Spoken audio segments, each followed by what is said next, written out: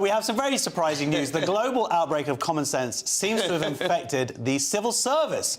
Two Whitehall departments have released new guidance that states there's no longer transphobic to express gender-critical beliefs. This comes after the settlement of an employment tribunal with former civil servant Eleanor Frances, who claims she was forced to resign due to her gender-critical beliefs. We are joined by employment and discrimination lawyer Peter Daly and Director of Advocacy at Sex Matters, Helen Joyce. Welcome, both of you. Hi, Josh. Good to be here. Congratulations. Now, Peter, could you just talk us through this case? Eleanor came to me about 2 years ago. She was a civil servant at DCMS, and she explained to me that she was gender critical, and she felt that being gender critical put her at risk of losing her job or experiencing discrimination in the workplace. There was also a sequence of policies that came out of the civil service, one in particular, the gender identity and intersex policy, that said that a person can use whatever toilet that they feel most comfortable with, which would mean that male people would be in female toilets, and that anybody who raised a concern about that or raised a query about that was definitionally transphobic. So Eleanor did what all good civil servants should do. She went through all of the HR policies. She calmly, comprehensively set out why the way she was being treated and the policies that were being laid down to her were unlawful, and why they conflicted with the civil service duty of impartiality, which is kind of the core reason to have the civil service. At the end of all of that, she found herself in a position where her job had effectively been taken from her. She'd lost her responsibilities. She'd exhausted all of the internal procedures. So she had no alternative but to resign. We sued for constructive dismissal and discrimination on the basis of gender critical belief and a philosophical belief in the impartiality of the civil service.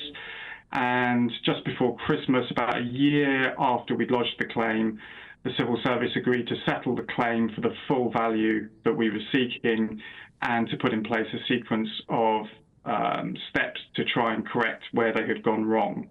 Yeah. So all in all, Eleanor was extremely happy with the outcome, and it does seem to be a positive outcome for the civil service more generally. Well, Helen, you at Sex Matters, you have uncovered, I believe, some documents showing how the civil service kind of got to this state, and they were implemented around 2014, 2015, is that right? But they read crazy when you read them in today's eyes set. Even earlier, I mean, for at least, I would say, 14, 15 years now, internal and external lobby groups have been promoting a version of the law that's just frankly not correct. So they've been telling civil servants in every department and also senior civil servants at the top in the Cabinet Office that you have to allow men who identify as women to use women's spaces, that anyone who says that, you know, men are male and women are female is a bigot, that if you refuse to use she, her for a man who identifies as a woman, that you would be disciplined and so on. This has been going on really since about 2011 at least. And there have been a succession of policies and a succession of attempts to get them corrected. They've been withdrawn, there have been FOIs. I'll spare you the grim details. But where we've got to at the moment is that nobody is taking responsibility. This is the way it is across pretty much every government department. And of course, they're the people who are helping to push out policies across the country. I mean, the Eleanor is in DCMS, Culture, Media and Sport. And Culture, Media and Sport has not been doing the work that it should have been to stop men from identifying into women's sports. And we can't get the attention of the department to try to get this fixed across the country at large, rather than having to work by one sport at a time. So this is really significant because it means that there's going to be sort of constructive work, hopefully across the whole civil service, to make a model policy, and that'll be lawful. And if it's not lawful, well, we'll just have to go back to court again, won't we, with a judicial review or similar, and get a decent policy finally across the whole civil service and then out through the country at large. Well, that's it. I mean, going back to court again, I believe you've worked on the on Maya Forstater. Where does this case sit within all the recent victories? Will this actually bring about change, do you think? I hope so. It's a step by step. Yes. Sorry, Peter. I was to say, Peter, yeah, Okay. sorry. We're going to spend 2 hours now just all being very polite, but we'll go to you. We'll go to you, Mr. Daly, and then we'll hear from Helen again. Yeah, I think it does look positive, but we shall have to see where we get to on it. A judgment. This is a settled case. We don't have a judgment. We feel that we've held the civil service's feet to the fire and everything looks positive. And as far as it's possible to commit them to future action, I think we've done that. But it is up to them now to take steps. So we shall have to see where we get to on it. But there does seem to be a genuine realization on their part that things cannot continue as they are. It's extremely unusual for the civil service to settle a claim for the full value of the claim at an early stage. It's also extremely unusual not to put confidentiality requirements in the settlement agreement. So those things do speak quite positively, but we'll have to see where we get to on it. Well, Helen, this is just 2 departments, I believe, who have now promised to sort out their policies. Have you seen any indication that the other departments are going to follow suit from this? Well, we're certainly going to be writing to the Cabinet Office and the permanent secretaries across all departments, because if it's not lawful in DCMS, then it's not lawful in any department. And what we will be saying is that, now you're on notice. If you have a policy that does not, that behaves the same way as the DCMS policy did, you are on notice. And there are other cases at the moment. So, for example, there's a case that's to do with a woman called Elspeth Wrigley, who's at the Rural Payment Agency. The Rural Payment Agency is being sued by a trans-identifying man called Samantha Tempest, who is trying to take the Rural Payment Agency to court simply for allowing Elspeth to set up a group of civil servants who are gender critical. That's all. He's claiming that the group existing is transphobia and is discriminating against him. So he tried to keep his name secret, but there was a court judgment just a few days ago. Actually, it was before Christmas, but it came out a few days ago, saying that he can't keep his name secret. So, and that's not the only judgment about confidentiality, about trans people's names that has come out just in the last week. So we're really seeing a big change in the courts. So men who want to try and use women's spaces, and then when the women complain, and the men say, well, I want to keep my name secret, they're not getting away with it anymore. Well, speaking of the courts, Peter, it seems like every victory has come through the courts, that the courts are the only thing that's kind of saved our country, even though we're in the middle of the process, from this dangerous gender ideology.